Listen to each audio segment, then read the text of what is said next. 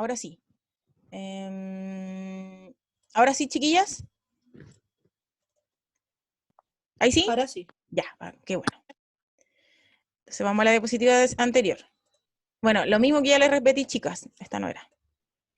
Era esta. Ya, el ostium folicular está acá, folículo pilosebáceo, y acá el poro secreta en la emulsión epicutánea o el manto hidrolipídico. ¿Ya? Y la melanina, que era el pigmento fotoprotector, que foto viene de fotón y fotón viene de luz, que en el fondo lo que hace es proteger, acá está mal escrito, proteger de la luz, de la radiación ultravioleta principalmente del sol, ¿ya? Bueno, y de toda la radiación que viene del sol.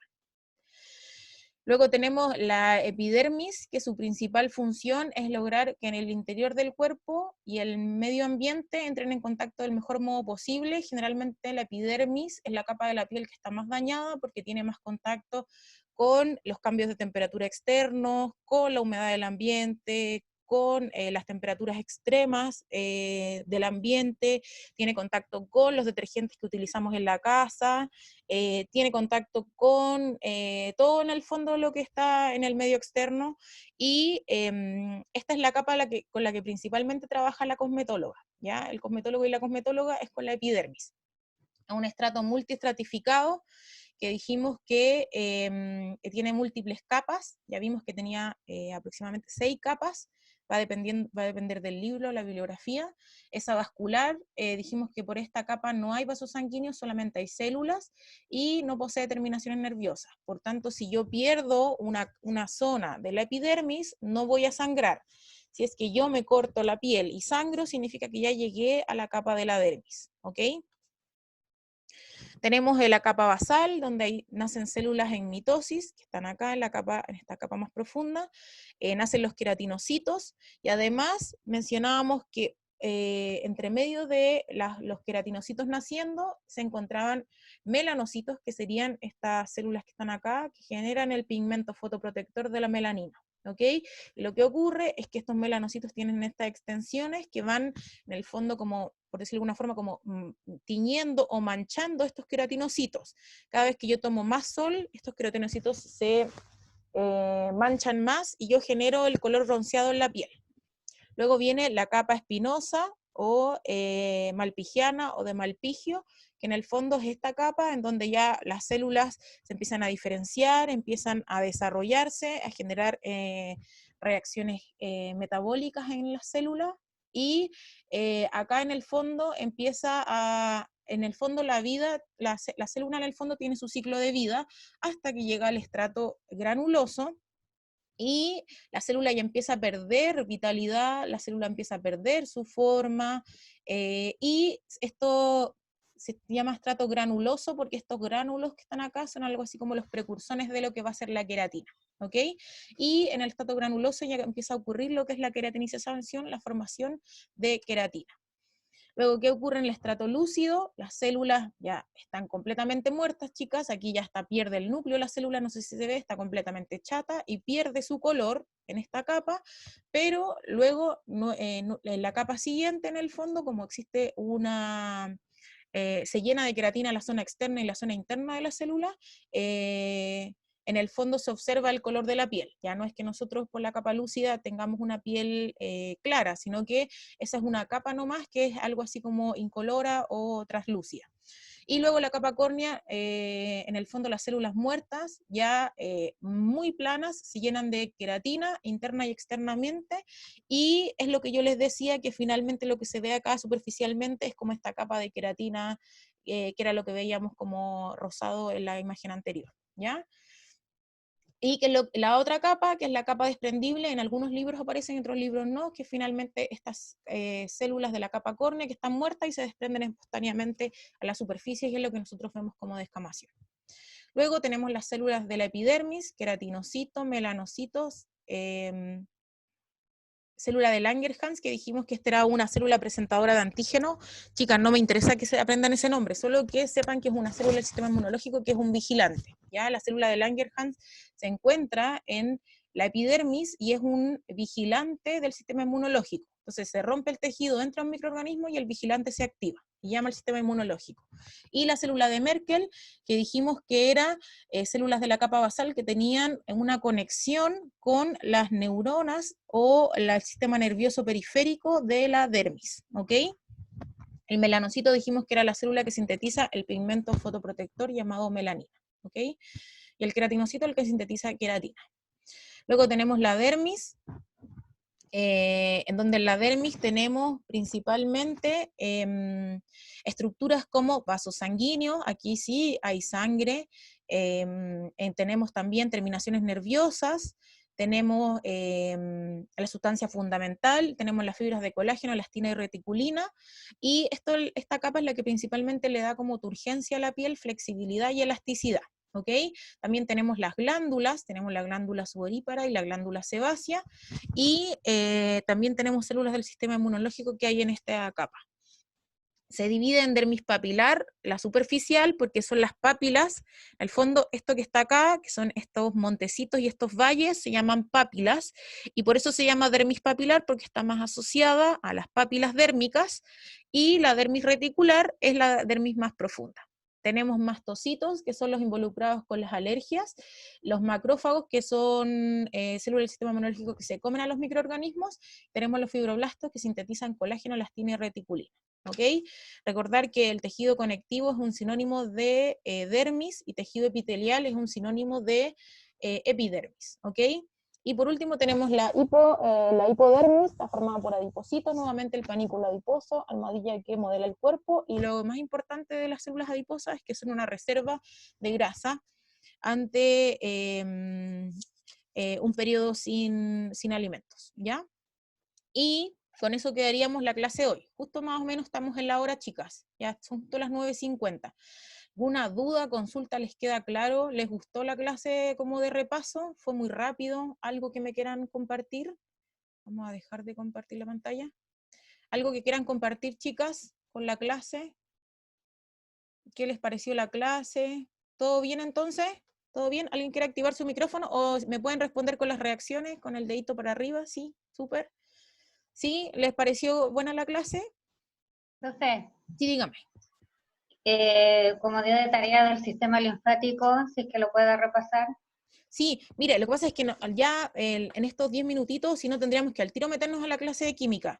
Miren, yo también les tenía preparado un PowerPoint del sistema linfático y el sistema cardiovascular, ¿ya? Lo que podríamos hacer es tomarnos 10 minutitos y en la próxima clase de química lo vemos, o lo vemos al tiro. ¿Qué opinan? Y después nos tomamos un break. ¿Qué les parece? De repente lo vemos ahora rapidito y después nos tomamos el break de los 10 minutos y empezamos la otra clase un poco después, ¿ya? ¿Les tinca? Entonces vamos a volver a compartir la pantalla. Yo les tenía esto preparado, chicas, déjenme ver. Entonces, esta es la clase. Ya, esta yo les tenía... se escucha y se está compartiendo la pantalla, ¿cierto? ¿Sí? ¿Alguien que active su micrófono y me diga? ¿Sí? Sí. Sí, ya, súper. Ya, entonces vamos a ver esta rapidito. Si no queda claro, chicas, lo podemos volver a ver la próxima semana, ya con más tiempo. Entonces, el sistema circulatorio en nuestro organismo está compuesto por el sistema cardiovascular y el sistema linfático, ¿ya? El sistema más importante del organismo es el cardiovascular, pero el sistema linfático es algo así como un sistema auxiliar del sistema cardiovascular, ¿ya? Y ambos son súper importantes, sobre todo en cosmetología, ¿ya? Entonces, el sistema cardiovascular, como el nombre lo dice, cardio, está compuesto por el corazón y vascular viene de este sistema como de cañería, yo siempre lo enseño así como en palabras más simples, este como sistema de cañería que transporta la sangre en nuestro organismo. Vemos este sistema de cañería rojo, que sería algo así como las arterias, y las más pequeñitas serían como arteriolas, y en la zona azul tenemos las venas, que sería también lo mismo, las venas de gran calibre y tenemos venas de pequeño calibre. Va a depender en el fondo del diámetro de el vaso sanguíneo, si es grande o más pequeñito o más periférico, ¿ya? Mientras más periférico en el fondo, el vaso sanguíneo es más chiquitito. Y a modo grueso, las arterias son las que transportan sangre rica en oxígeno y las venas transportan, entre comillas, desechos o sangre rica en dióxido de carbono. Entonces acá tenemos la misma imagen, acá tenemos el sistema arterial de todo nuestro cuerpo, en donde el corazón bombea esta sangre, y esta sangre está rica en nutrientes, y el nutriente principal de las células es el oxígeno, y acá tenemos desde que la célula utiliza este nutriente que le llega por la sangre y genera sus desechos, los desechos se devuelven al corazón por este sistema de venas, ¿ya? Eso, chiquillas, a grueso modo, ya no vamos a aprendernos ni las venas, ni las arterias, pero lo que es importante que sepamos esto que está acá como definición general. Las venas llevan sangre de los tejidos al corazón y sus paredes son más delgadas que la arteria.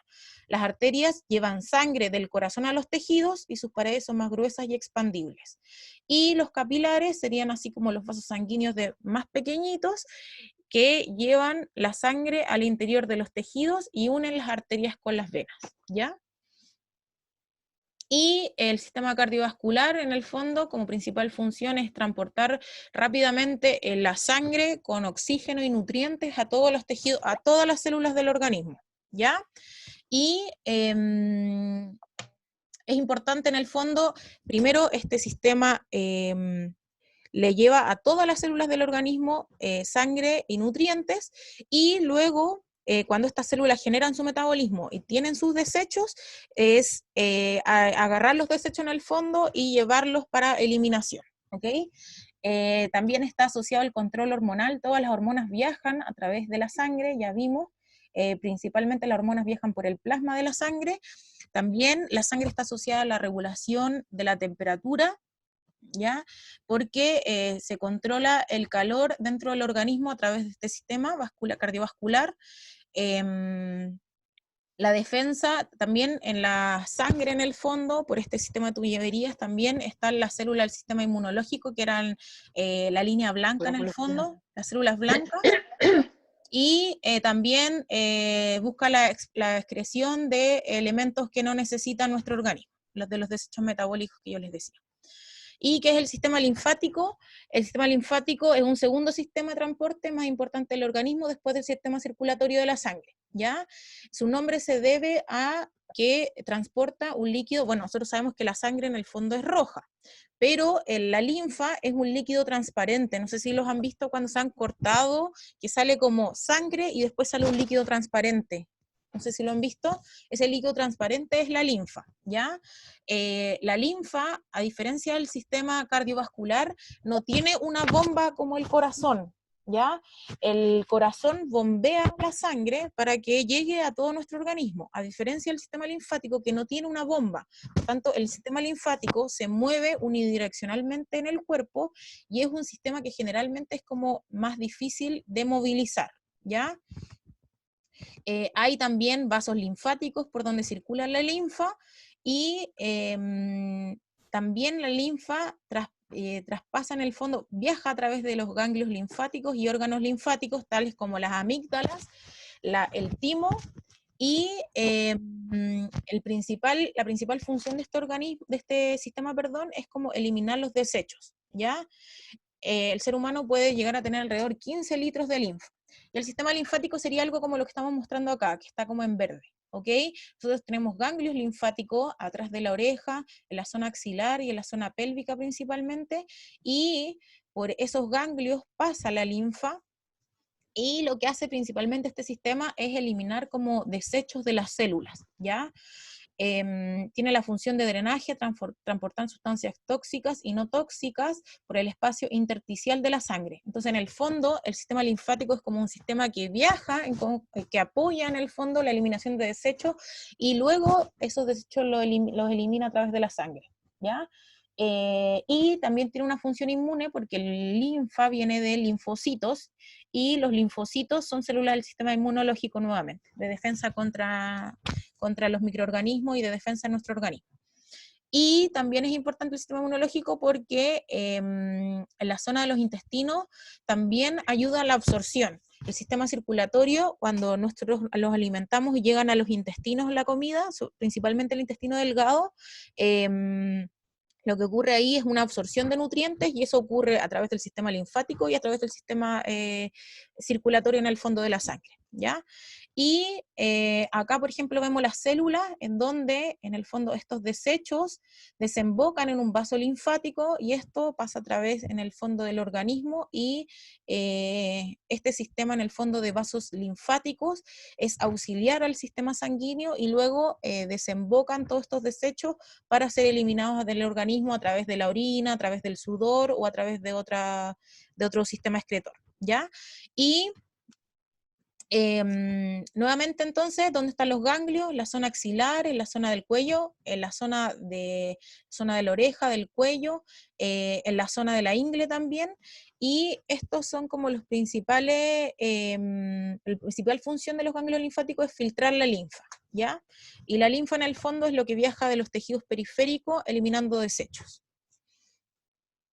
Y bueno, aquí nuevamente tenemos los múltiples ganglios linfáticos y la idea con la que me interesa que se queden es que la linfa en el fondo no tiene un motor como el corazón, porque para el sistema circulatorio vinculado a la sangre, en el fondo hay un corazón que bombea y mueve la sangre, ¿verdad? La sangre está en constante movimiento en nuestro organismo, a diferencia del sistema linfático que no tiene una bomba, entonces como es más lento, lo que hay que hacer es estimular el movimiento del sistema linfático y eso es lo que van a aprender más a futuro en masofilaxia cuando vean como drenaje linfático, chicas, ¿ya?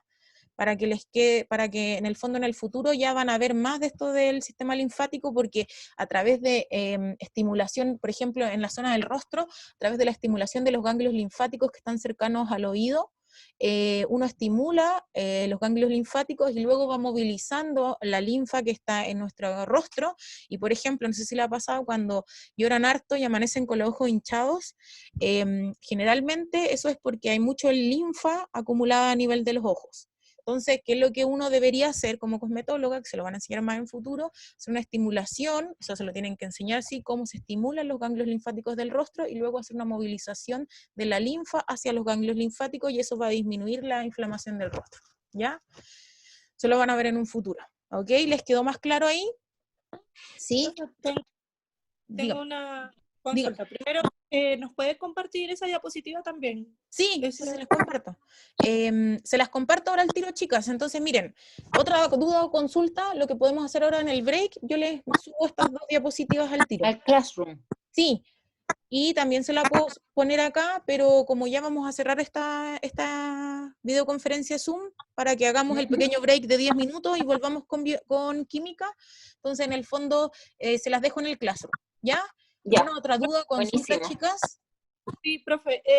Y cuando, por ejemplo, a uno se le inflaman los ganglios, de pronto en la parte de atrás o en las axilas, ¿eso tiene que ver alguna obstrucción en el sistema linfático? Lo que pasa es que más que obstrucción debe ser porque usted, por ejemplo, está empezando a resfriarse o debe haber algún microorganismo. Sistema inmune.